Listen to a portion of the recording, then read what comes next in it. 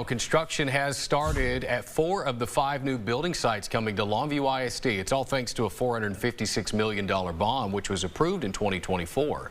As KLTV 7's Jamie Boyum reports, the district says construction is on time and under budget. Construction crews have taken over part of the Longview High School parking lot, but most of the equipment is behind fenced-in areas where construction is taking place at LHS, according to LISD Chief of Operations Samuel Kington. On the high school, we have the multi-purpose, which is going to have CTE built into it.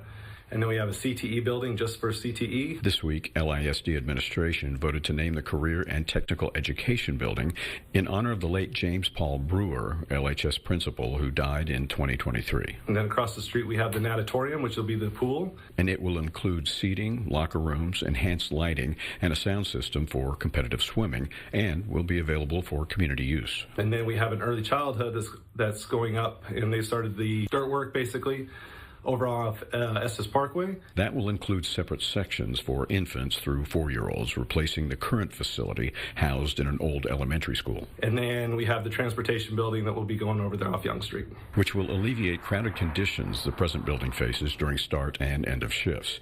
There are over twice as many employees as when it was built over 30 years ago.